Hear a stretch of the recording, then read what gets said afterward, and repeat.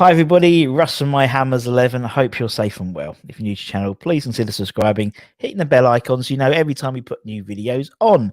As always, we'd like to thank our channel sponsors, Untuck It. Check them out in the description below. Lots of Black Friday deals for your untucked shirts and t-shirts and stuff like that, so keep an eye out for them. We have another ex-Hammer playing for us, talking to us today. And very honoured every time we get an ex-West Ham player on. Today's guest, he played. Now, I figured it out, Tom. It was exactly 100 appearances you made for the club in total across all competitions, apparently, including the full members clubs and stuff like that. So it's Mr. Tom Mcalister. How are you, Tom? Ross, I'm very well, thank you. Nice to be talking to you and chatting with you. Well, there's nothing else to do at the moment, is there? We're on lockdown again, so it's Yeah, if you put it like that, yes. Yeah. I'm sure if we hadn't been locked down, we'd have still chatted anyway. How are you, Tom, in this sort of weird world we living at the moment? Yeah, thanks for asking. I'm fine. I'm doing okay. I have had a couple of bad circumstances a few years ago, but I'm over those okay. My health's fine. I'm doing okay. Good. That's the main thing, isn't it? As long as your health's okay at the moment. But but yes, and obviously, I mean, we're in this weird world at the moment, but you know, the football's still carrying on, so that's all right. Who's got something to moan about, haven't we, at the moment? But certainly the football these days, and things like VAR let you moan about it. That's for sure. It's something different to distract the public's, you know, rather than all the doom and gloom with everything around the virus. It gives us a distraction, doesn't it, for 90 minutes, and probably about 2 days afterwards going through and looking at Salah diving or Son diving or VAR, and oh dear, keeps us on our toes, doesn't it, Tom? It does indeed. Oh, it's always been the same. As far as I can remember, with football, it's the match day, and then 2 or 3 days afterwards, analysing and who was right and who was wrong. Yeah. Then you go on to the next match. Yeah, so true. It's so true, and even more so at the moment because obviously we've got the international break now. But you know, there's a procession of games every day. There's and so there's always something more to talk about to add to the pot. So it keeps us all on on our toes and keeps us. When we had that sort of 100 days of no Premier League football, it was awful, wasn't it? It was like an elongated end of season, wasn't it? You know, you're just thinking, well, it'll start in a few days or it'll start in a couple of weeks, and it just seemed to go on forever and ever and ever. And it was very strange. It was. And then we had that sort of deluge of games, didn't we? It was almost like a World Cup, wasn't it? It was like every day, like 4 games of that, and I couldn't keep up, to be honest. I'm glad it's settled down a little bit, to be fair. But yeah, and West Ham are doing all right at the moment, aren't we? They're doing good. They're doing very good. I don't think they're doing any more than a reasonable person would expect them to do.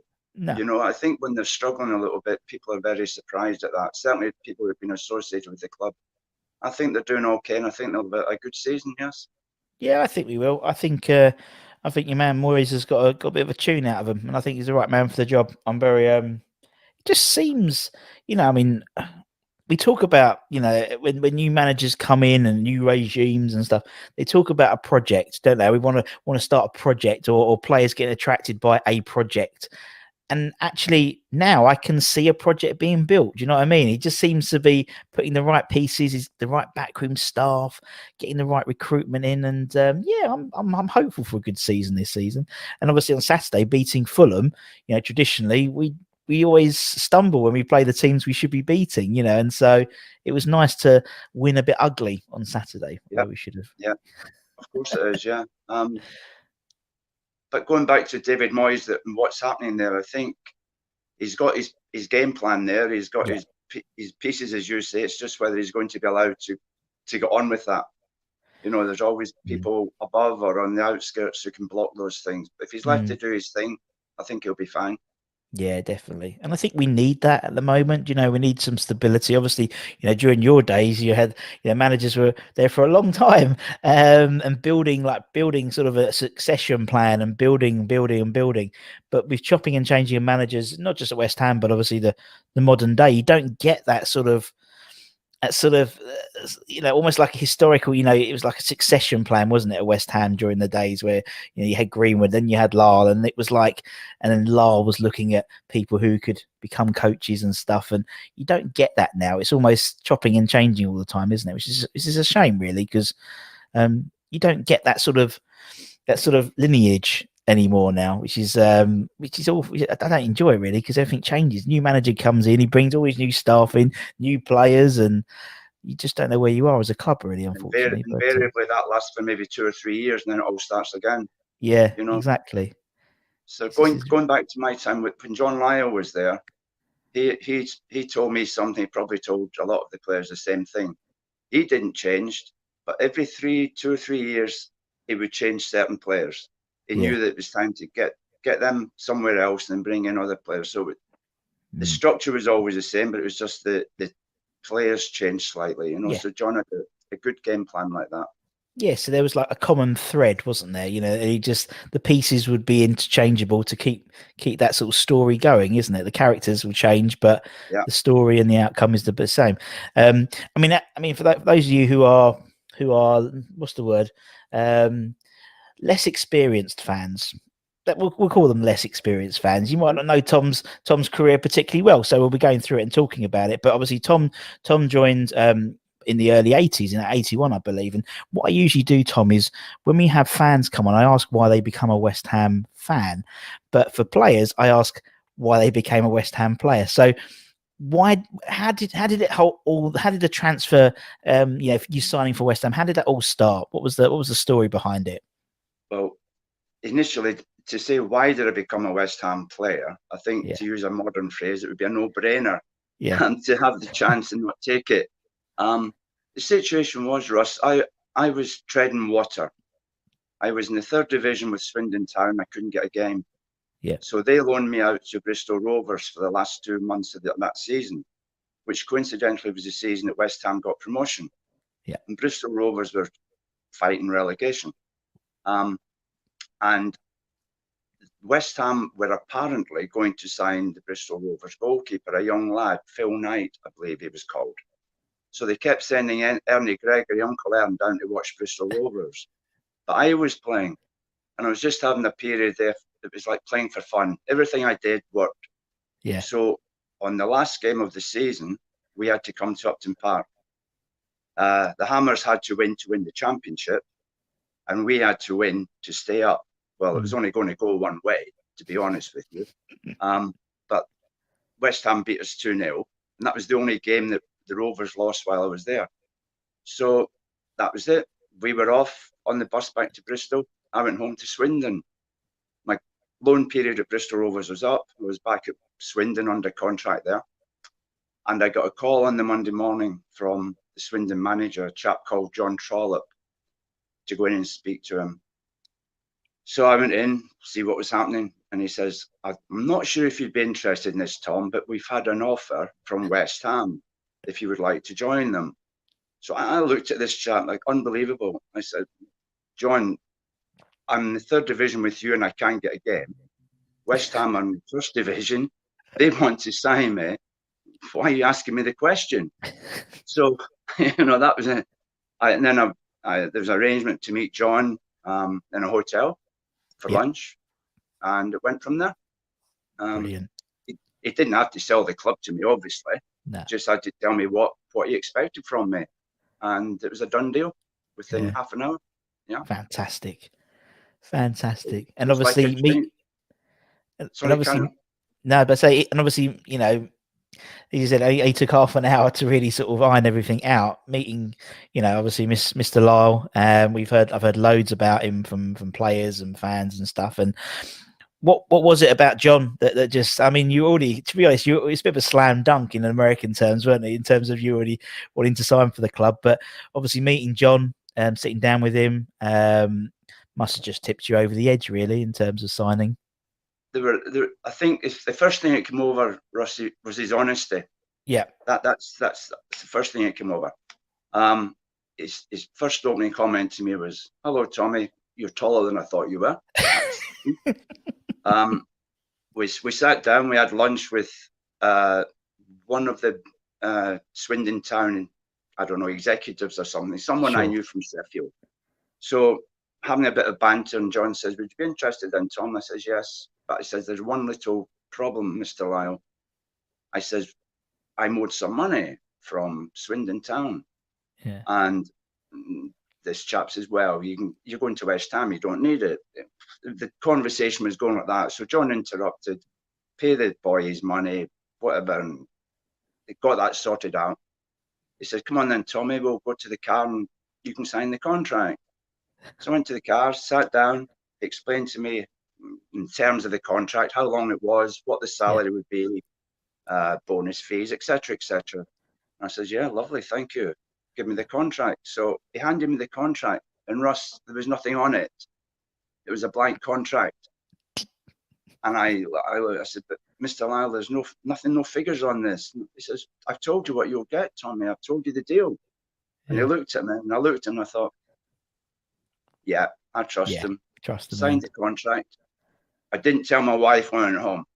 I didn't tell her to sign a blind contract. But yeah, so that was it. It was just came across immediately as an honest fella, and you knew what you were getting, and that's how it worked out. Fantastic. That must be also. It must be one of his things. You know, just you trust me. Yeah, you trust me now. This is completely a blank. You're going to sign a blank contract and stuff like that. That's incredible. Absolutely incredible. That just the honesty that he could portray, and you could like take that in. And be I'll sign this contract. Yeah, absolutely brilliant. And obviously, you're moving. Obviously, Swindon back to Swindon to play for West Ham, and obviously, then going back and telling your wife, not about the contract, obviously. Obviously, we came to that sort of period where we obviously West Ham were promoted, and there was the FA Cup final and stuff like that. Was there any? What's the word I'm thinking about? Was there any apprehension turning up at training, the first training session? And it's obviously, from Swindon, now you're playing at West Ham. They won the FA Cup and stuff like that recently, and all these sort of not superstars, but all these sort of players now. What was it like going in the first training session at Chadwell Heath?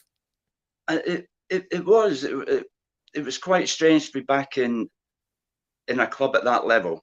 Sure. But bearing in mind, I'd been a professional footballer from 17. Of course. And I'd played in the old first division with Chef, so I was quite well experienced. But the moment I walked into Chadwell Heath, about 9:30 in the morning, John says, hi, introduced me to the staff, got me a cup of tea, I sat down, and he says, Tommy, I want you to meet Ray Stewart. He says, he'll take care of you. Everything you want, ask him. And from that was it. Ray, he was my buddy all the way through. And every player that came in, they were amazing. It wasn't they were those players, and I was some second-class player coming in. They just took me as I was. It was fine. Really, really nice bunch of chaps. Yeah, exactly. And I mean, and as when before we started recording, we were talking about, we go to talk about the 11 a bit later on, but you said, looking back at just the caliber and the number of fantastic players that you played with. I mean, you was there from 81 to 89, I believe. Yeah. That was, in terms of the modern West Ham history, that was our pomp, really, wasn't it? We had the 83-84 season, 85-86. And unfortunately, it's like, because I was going through all the stats, and obviously that 84-85 season where you were really good. Yeah, that was a great season.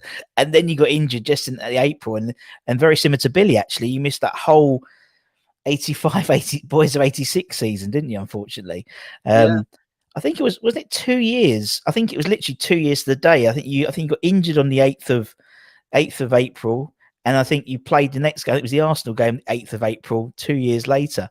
What's that like, being out for such a long period? In most, to be honest, my experience, Russ, at other clubs, it'd be annoying. I think that's the best word. But there it was fine. For some reason, you knew that you were still being treated fairly. You were still appreciated, and if the opportunity arose or the need arose, you would be back playing where you hope to be. So when you're injured, you're frustrated. But when you're fit again and can't get in the side for various reasons, it's annoying. But it didn't enter my mind. It sort of took me back to the initial reason I was taken there was to be an understudy to Phil. Yeah. But, you know, obviously after having played for a while, you think, well, I'm slightly better than that. But it was still a case of accepting the scenario. Again, it goes back to John, because if the circumstances were right, John would put me in if the opportunity arose. So I was fine with that. Yeah. And it's sort of like, you know, obviously, because it was like, so 84, 85, and then obviously, then like you had 87, 88, where you played, I think you only missed one game as well. So it's almost like you and Phil were doing this, you know, sort of tag teaming each other for the seasons. And I mean, it's, you know, obviously I did a little bit of research when I was looking at it. I was looking at 84, 85 season, and I saw the penalty save at the Watford game, you know, because Graham Taylor's team were flying then, and you saved Sterling's penalty, didn't you? Or Sterling's penalty, and also is it the Chelsea game where there was, I think it was Colin Lee, you saved the penalty, rebound was scored, the ref then made it be taken, and exactly the same thing happened again. That was a great season for you personally, wasn't it? The 84, 85 season, I think. Yeah, it was. Those type of seasons, when things are going well for you, the season just flows. You know, you're enjoying it, you're having fun, you're taking it serious, but you seem to have the thing in the back of your head that whatever you try to do is going to happen. And I suppose that's the same for any outfield player as well. You know, if it's going well, they're enjoying it, and you're not worried about the next game and then that. So it was good. You know, periods like that are fine. Yeah, it is. I know what you mean. Yeah, you sort of that. You said, you know, they can, and it's same with teams, isn't it? Sometimes teams just have the luck. So, so you have that luck, don't you? Where you know everything just falls for you down at the moment. So, that was definitely that period, and obviously, you know, I mean, as I said, you know, for some people, those people that are not less educated, but they're less experienced. Obviously, the 83, 84, we were sort of riding high as a club, and we just fell by the wayside and finished ninth. Obviously, everyone knows about 85, 86. And it just seemed to be, you know, a really sort of really good period for West Ham in terms of league success, you know, because we were sort of riding high, and it was really, you know, I was unfortunately wasn't really following football at the time. I was only for about 4 or 5. Sorry, John. Sorry, everybody. Tom at the time, you know. But it was. That's no but going back, excuse. yeah, exactly. But looking back at it, obviously for the highlights and stuff now, it was a great time, as you said, in terms of West Ham, and you know, Mr. Lar was the person who made it, wasn't it, in terms of that? But as you said, the characters, you know, you had some real characters. I mean, obviously, you know, there just seemed to be a constant procession of characters, wasn't there? So they brought in new blood every sort of couple of seasons, and each one sort of carried on with the last one carried off, really, wasn't it? In terms, what was the dressing room like? It must have been a real good, fun dressing room, I think, with those characters. Yes, it was a happy dressing room. And go back for a moment there and say, even the players that thought they should have been in or weren't in the team, they were still part of it. And yeah, it was full of different sorts of people. You know, you had Billy, who, you know, Bonzo, he walked in. He wasn't the most chatty, over loud person, but you knew he was there, and if he had something to say or whatever. Then you had your, you know, the Dev, you know, just wouldn't shut up. He was always coming out with jokes like that, you know, and you'd get somebody who would always bounce off him. Tonka, Ray Stewart, he always has something to say, but it was more like grumpiness, you know. But it was great. It was a really, really good place to be. Absolutely. Yeah. And the one thing I can say, unless I've forgotten, I never saw players fall out or have arguments on the training ground, in the changing room, or on a match day. You know, nobody turned around and pointed fingers or blamed somebody for this or something for that. It was just everybody was in it together, and that's the way it was. And that was important, and you got that sense of team spirit. I mean, even now, you know, obviously everyone sort of seems to be in contact with each other and stuff like that, and it's indicative of football at that time, where people would stay around for a fair whack of time, wouldn't they? Not just the managers, but the players as well. You know, we had Reg on, and Reg was saying he's I think he was there for 11 years or something. Like every year bar one was a testimonial year. And that just breeds that togetherness, that team spirit, isn't it? And you just get a real sense of that when you talk about people who have played in your era at West Ham. they've all got that togetherness. And as you said, like the Tonka and you probably still chat to them all. And I know that obviously, we know Len Herbert, bless him, and he does all the the evenings when we can go back and do evenings would be good. So it's great all you guys still sort of converse with one another. I mean, I don't see that now in the modern day. Do you know what I mean? I wouldn't see in about 30 years time Felipe Anderson turning up to the Frinton Golf Club and doing an evening or something like that. No, I think you're right there, but I think that goes down to the modern football players. They know they maybe do 2 years at one place and they know they're going to move on. So there's not the time there to develop those relationships as it was back in the day with us, So yeah, I think the modern day game's got a lot to do with that.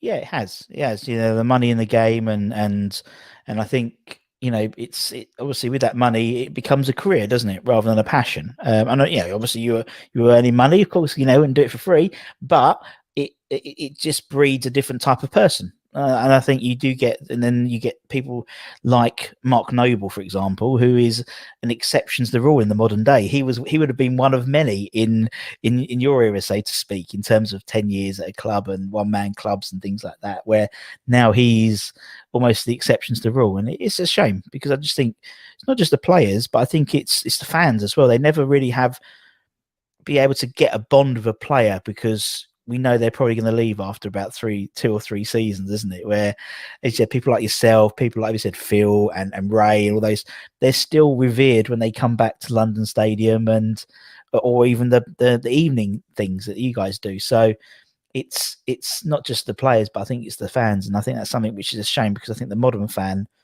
misses out on that. That's my personal. I go on my high horse when I talk about that. Even sort of for me, my sort of era was the more sort of mid-90s, early to mid-90s. And so even with that, for me, Ian Bishop and John Moncur and Pete Butler and people like that, and Ludo, they were sort of my, they were there for a long time as well. It's the same thing, but from then on it went downhill a bit. But that's the thing.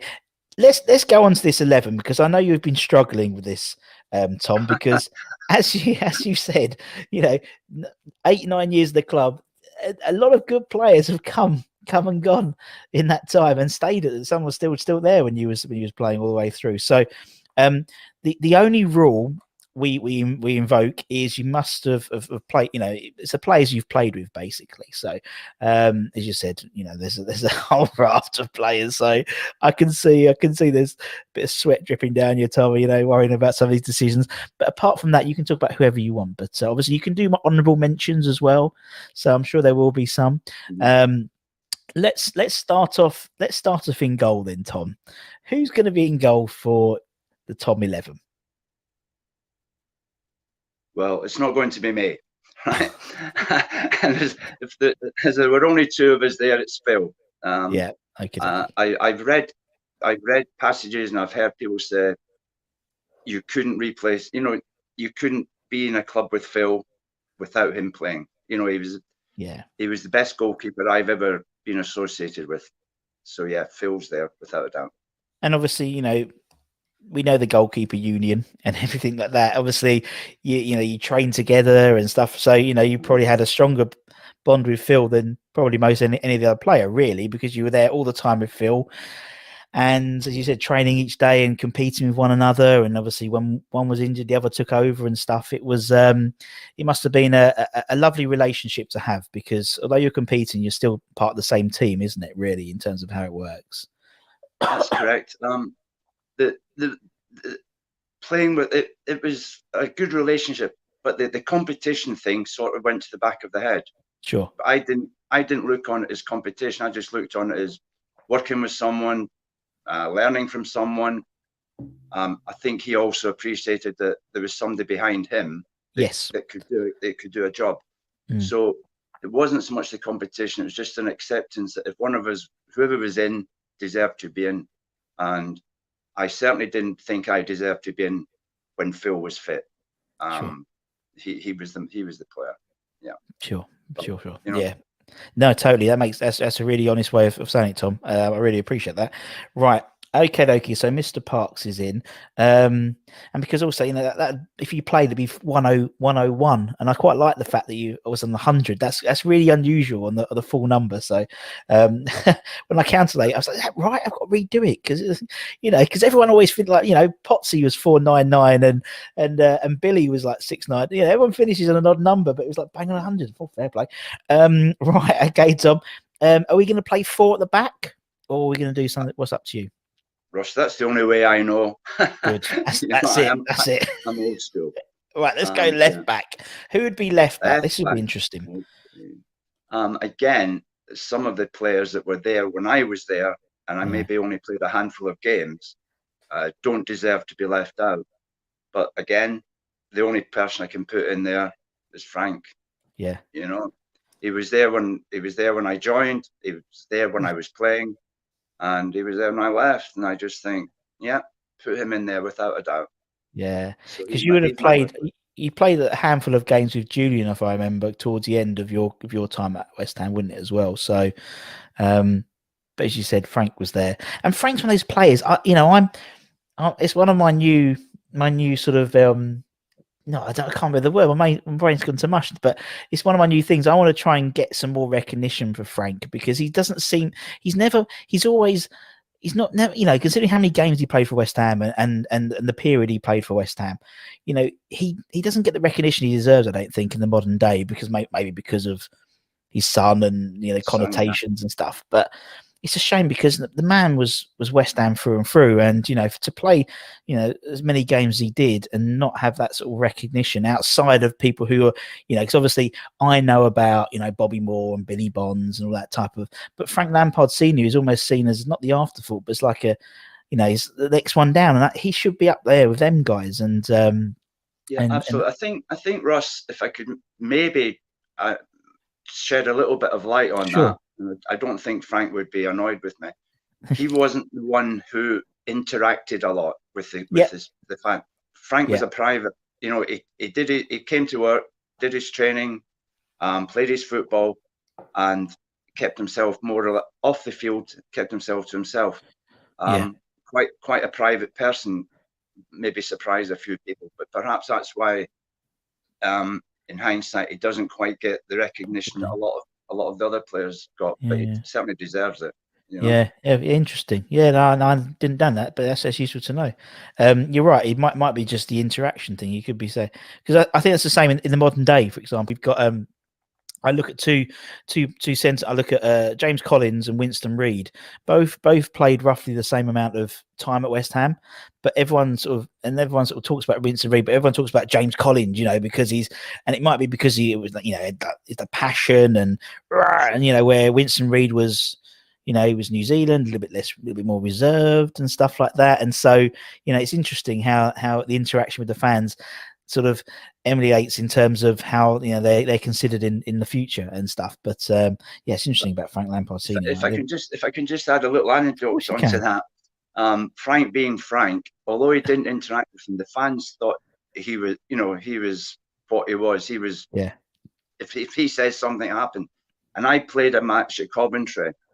And I liked playing at Coventry. It was a nice ground. And I was at the West Ham end, and the crowd are at Upton Park, very close to you. And I recall this time I took a cross coming from the left wing, so the right back position. I caught it, and Frank's at the opposite side of me. He shouted at me, "Tom, throw it." So I turned around and I went to throw the ball to him, and he just laughed and walked away. And I'm standing with this ball, not knowing what to do with it because it's half in and half out. And I bounced it and caught it in the crowd. We're going, "Yeah, go on, Frank. You tell him off, and you do this." So they knew. He sort of had a quiet interaction with the supporters. But if he did something or said something, they were on his side. Of course, just a little bit of fun at my expense, but that was all right. But that's the thing, and it's about and again, it's one of the things that I think I miss slightly in terms of the modern day football is having a laugh. Do you know what I mean? It's so serious. Football is now, of course, the money and stuff. It makes it so serious. The little things like that, little jokes during the game. we need to be entertained at the moment, don't we, with everything that's going on in the world? Most of So it, it's so right, okay, we'll put Frank Senior in left back. Let's go the other side. Let's go the right back. I can probably guess who your right back's going to be. Well, I don't think again with all the players that are around, some will be not disappointed. It's only my choice, but there's only Ray. From the day one to the day I left, Ray Stewart was one of the best players I played with there. Yeah, without a shot. Top guy. And absolutely. And even now, it's just like, he's a lovely bloke, and he's just as you said, he, so to speak, John, he was if you wanted anything, go to Ray type thing, and so you obviously had that bond as well with him. So lovely guy as well.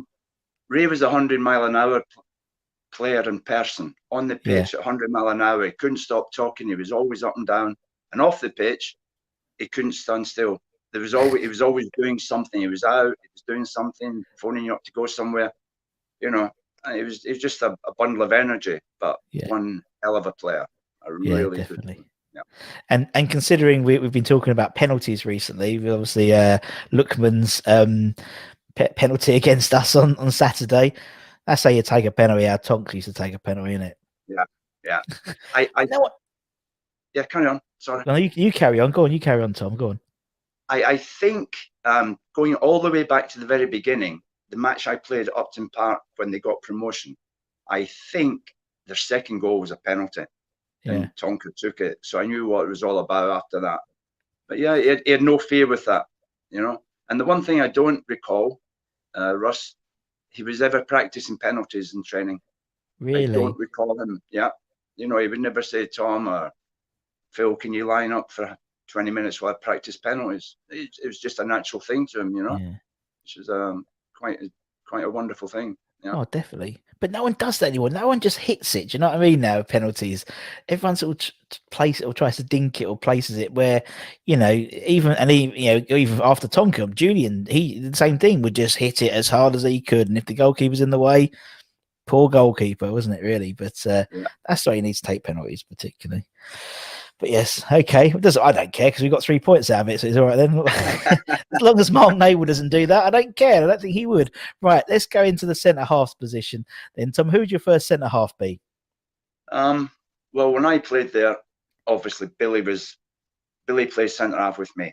Now I was informed after I left actually that when I was being interviewed for his book, that he was actually a midfield player, that he started his career in midfield.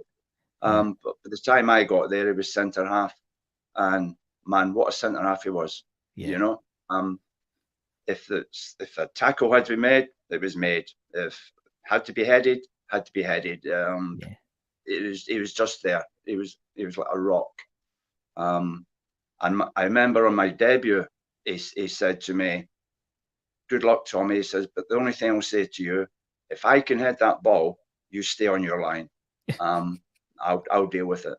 Because I in my career, for what it's worth, I was very good and very confident taking crosses in any part of the 18-yard box. That's what I was brought up as. But that was his opening gambit to me as I walked out the dressing room. If I can head it, you stay on your line and I'll head it. And I thought, that's fair enough for me, Billy. I'm not arguing with you. That's how it was. Yeah. But just brilliant. Yeah, wonderful. But he could play as well. And the thing, one of the things that always sticks in my mind, he was like a minder for Sir Trevor. If anybody ever touched Trev, the rest of the players could take care of themselves, but they wouldn't do it twice. You would see bombs would go up, have a quiet word in the person's ear, and if they did it again, they were mad. But invariably, they wouldn't tackle Trevor again because Billy always had his back. And I think that was an exceptional thing that in those days, Trevor wasn't a tackler, he wasn't a violent physical person, but Billy always had his back. So that's something else that stuck out with me with him. Yeah. Exactly. And that's the thing, with Billy, he just seemed to be this guy who, he was just totally dependable, and obviously he was Mr. West Ham, and playing into his early 40s, and still, being the fittest man on the pitch, Just an incredible human being. He just seemed to be an incredible human being, and again, very quiet man off the pitch by all accounts. Very family man and stuff like that, which surprises some people, doesn't it? Because they're so ferocious on the pitch, and then as soon as they off the line, that's I'm going back to the kids now. It's like, fair enough. That's one thing I do remember about Billy, and I respected him. He was a family man. He was a private person. Occasionally we'd talk about his girls, but if he did his training, anything he had to do after that, he did it. But he was always home to his family. He was very family orientated person. Lovely stuff. Okay, we'll put Billy in. Who's Billy gonna partner in that centre back position then? Who's gonna be that sort of rock to go with Billy? There are, as I keep going back to Ross, there's players there. There's Gary Strodder that came in after a while. Paul Hilton, a very, very underestimated centre half. Great player, fabulous fun. But if you've got an England international playing alongside somebody, then it's got to be Alvin, hasn't it? Yeah. For as I say, it's difficult, but I can only go off at the time and the place. And Alvin, giant of a centre half, good player, and an England international, so that he's in there alongside Billy. Yeah, that's a solid pairing, isn't it? God, when it was working, it was working. Yeah.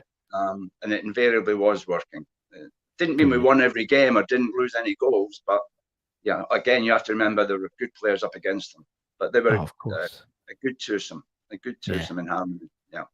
Brilliant. Okay, right. We'll put Sir Alvin in. Right. So let's move into midfield then, Tom. What 4 in midfield? 4 midfield. And I say that's what I'm used to. 2 wide and 2 in the middle. Yeah. That's it. Okay, let's go left mid, left wide, left midfield, left wing, whatever you want to call it. Who should we put on there then, Tom? Is there any doubt or any argument that it would be Alan Devonshire? No, I was about to say I could probably guess that one. Yeah. What an incredible player! Just a fabulous player. It was. I used to just watch him the 5-a-sides that we played indoors or on the training pitch. Just give him the ball, and you might as well just walked away, because whatever he wanted to do, he did it with that ball. It was just amazing. A talent. I have no understanding why he didn't get picked for England. Is more than I think he did get picked, but not that many. He would have been in there all the time, But maybe it's because he was such an individual. I think you had to play with Al to understand him, because you knew, give him the ball, and you knew what was going to happen. But I think if you played against him or watched him, you just think, what's he doing? But he knew what he was doing. He was just amazing. Yeah. What a funny lad. Nice lad. Yeah. He had, for the talent, he had no airs and graces. Absolutely none. He was so. And again, he came from non-league football, where you learn your roots and everything. After that, everything's a bonus. So top guy. Top guy. You couldn't have a West Ham team of that era not have Devon. Oh no. And then and that's something which I've learned having done this channel, is obviously I've been watching a load of sort of games in sort of that sort of era, and someone like Alan Devonshire, doing what he was doing on absolute sand pitches, it's like bogs of grounds and stuff like that. Could you imagine him on like the bowling green of London Stadium, what he could do there, and how much money he'd be worth now? £5,000 we paid for him at the time. Incredible.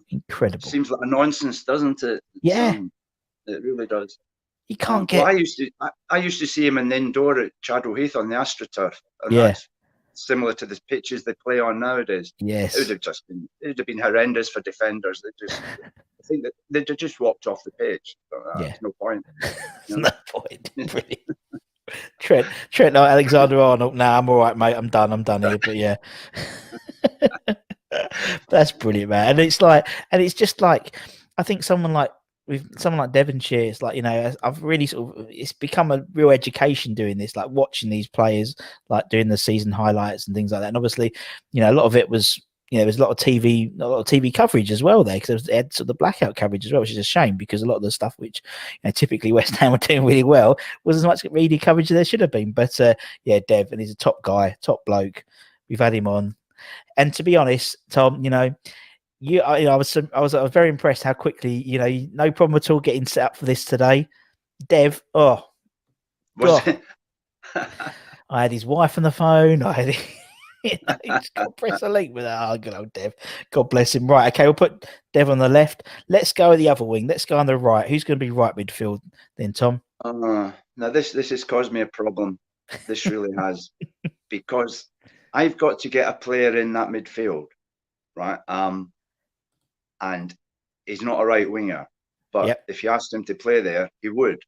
Now I played with Mark Ward, who was outstanding for the beginning. All the time he was there, but his first season it was incredible.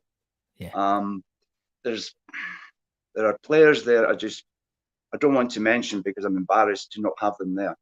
And this player, people just say, well, why are you putting him on the right wing? Because it's the only place I can fit him in.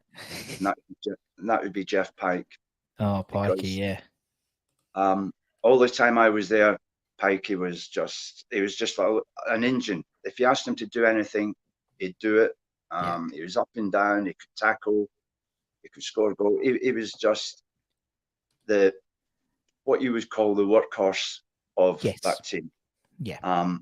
And I wouldn't say he was underrated, because I think he was very well appreciated. But I would struggle for the players I played with over a period of time not to have him in the team. But because my two centre midfield players, I can't leave them out either. So this is hard work. So I'm going to have to put Jeff out there. So maybe make I don't know, shuffle the numbers around to a modern day team, So I would put Jeff out there, because I could not have him not in the side. And what's really interesting with players like Jeff Pike and even like sort of, if we go throughout sort of the sort of generations, Jeff Pike and then Pete Butler in sort of the mid 90s, and then Hayden Mullins in the early 2000s. They're the type of players that when I interview guys like yourselves, they always put them in. Pikey, or it might be, similar. I had people like Luke Chadwick put like Hayden Mullins right back because he was just so integral to the team. But then from the fans' perspective, they don't get in the team because maybe because they are the more workhorse. They're the more they're always a 7 out of 10, 7, 8 out of 10. They're nothing. They're not score. Well, they did score some. I mean, Pikey scored that goal with him and Waldy when he against Man United, where they claimed it was a trading ground incident, but it wasn't. It was a fluke. But and someone like Jeff Pike as well. He's exactly that type of person, isn't it? He's as you said, he'll just run and run and run, do the job. Not a glamorous player, but you need people who are going to do their job, and Pikey was one of them. That's for sure. We've had him on as well. Top bloke. And a top bloke. He was always there if you wanted to talk to somebody about something or anything at all. Pikey, he was a nice fella and a very good player. Underestimated, but very good, in my opinion. Yeah, no, I totally agree.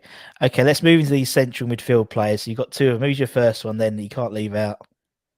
Wow, it's a Trevor, isn't it?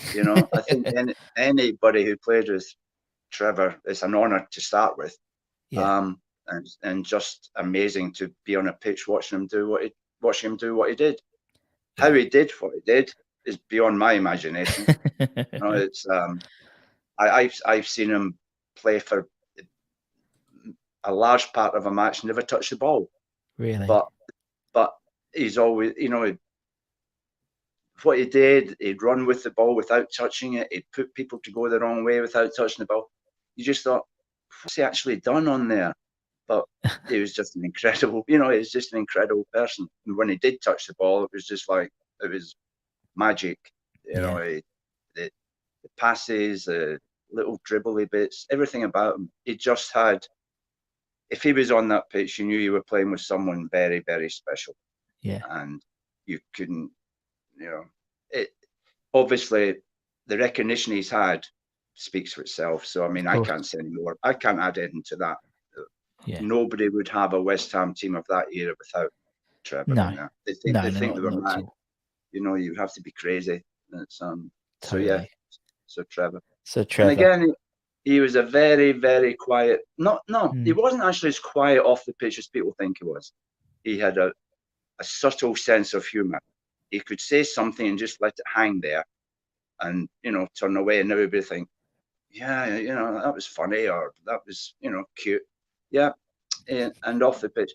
Coincidentally, his daughter was in the same class as my daughter at school for a couple of years during How funny. GCSEs. So I used to see him outside the City of London school and the Barbican, waiting to pick our daughters up from school. Yeah, I know. So Yeah. yeah, it's coincidence. How funny. It was I love nice. stuff like that. Yeah, it's nice to just see him. little anecdotes. Yeah, little wave, Yeah, little wave of pick up. yeah, Right. absolutely Okay. right. Let's put Sir Trevor in. Okay, who's the next central midfield player? The second one you can't leave out then. Okay.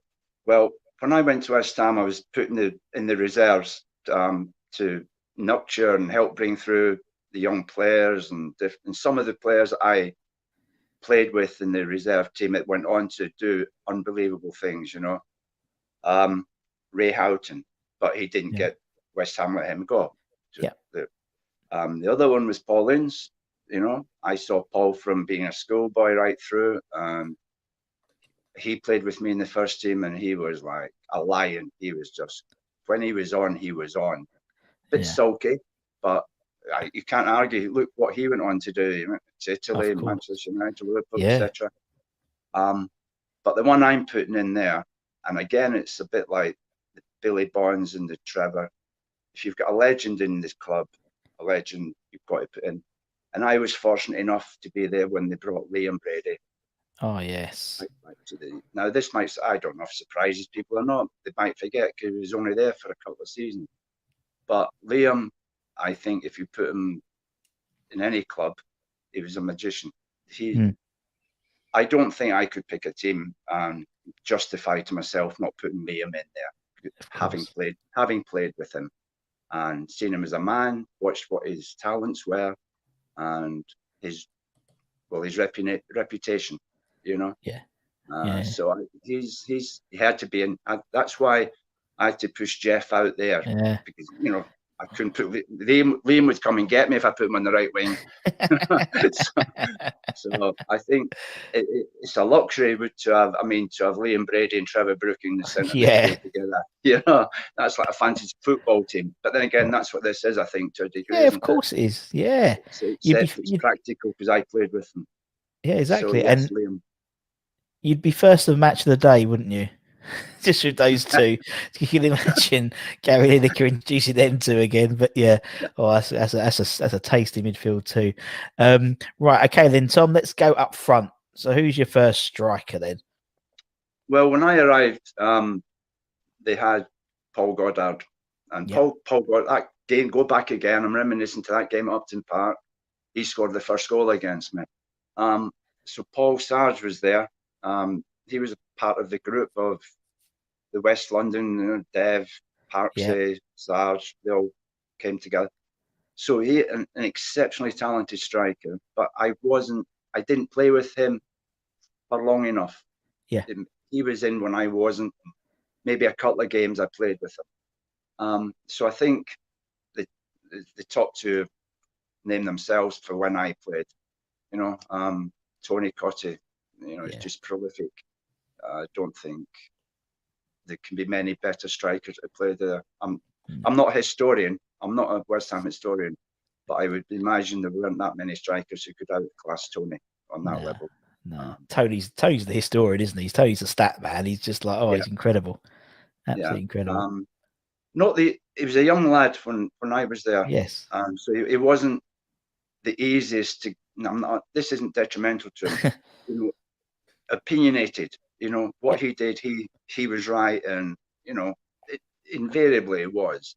But I've been in some situations where somebody's told me to do something. It's just no, I'm doing it my way. But you can argue with him, because his stats, statistics, and his goals. He wouldn't run all over the park for you, but that wasn't his job. His job was to get the ball in the back of the net, and there weren't many better. Certainly, I didn't play with any better than him at West Ham. No, definitely. So he's in Yeah, there. and he's and again, you know, we was talking about someone mentioned Tony Cottee in their fan 11, and we were talking about how nowadays that sort of role that TC played, that sort of 18-yard striker, basically, you can look through the modern day and we don't have them anymore now. Do you know what I mean? It's always like you look at someone like Vardy, he's not your 18 yards. Danny Ings, not anymore. Mikel Antonio, all these Harry Kane, they're more forwards than strikers now, isn't it? And so you sort of miss that fox in the box that we always used to like, and everyone used to have big man, little man, and so yeah, it's changed, isn't it? In terms of that's the idea of this, looking back and seeing how football's changed, and it's definitely changing that perspective as well. Tony had a designated job, and that was to put the ball in the net. Exactly, that was it. And if he did that, a goalkeeper's job to keep it out of the net. Yeah, so simple. That if you break it down like that, it's simple. Yeah, it is simple. Yeah, and it's the same now. I mean, you look at say Devin, his pomp. You don't get those old fashioned strikers, but the traditional strikers, wingers rather, who sort of stay on the wing and just beat their man and cross it in. And they all play on the left and they're right footed, and that's something I don't hate. But it's something like football can be a really simple game. I think we complicate it so often by playing. It is a simple game. It is. It is. Yeah. But right. Okay. TC. Do I need to ask who TC is going to partner up front based on the way you've been describing it? Not really. No. I think his partners is the person who supplied a lot of his goals and scored a lot of his is Frank. Frank McAbenny. It's he was completely different character to Tony. Sure. Different character to most of us, really, but he could play. He scored his goals, but he could play football as well.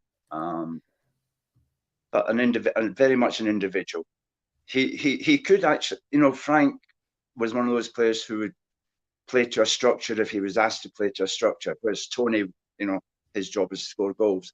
So yeah, and between the two of them, they were unstoppable. They were a partnership, it was like they're both one half of a banana, they just stuck together. So Frank and Tony up front. I don't think anybody from that era could argue with those two. No, definitely not, and that's it. You'd have to worry about it. You've done it now, Tom. It's all done. So you'd have to. all I've got to do now is change my phone number for all the ones that I've left out. Yeah. Well, either that or move. Yeah, just move. Yeah, it's easy enough, isn't it? Now they can't come around your house anymore, so they're stuck in. They're locked in for 3 weeks. They'll forget. Yeah, they'll forget by then. Come it's Christmas then. No, Tom, it's been an absolute pleasure. Thank you so much for your time. It's been really, thank you really, for inviting really me fun. on. I've enjoyed it. Absolutely fun. Thank you so much, and obviously thank you to everyone for watching as well. Whether you've been on YouTube, like, share, subscribe, whether it's on Spotify, on podcast, give it a share, give it a like. And until next time, for me and Tom, take care, everyone. Stay safe. Wash those hands. Come on, you irons, and we'll see you again very, very soon. Take care, everyone. Bye bye.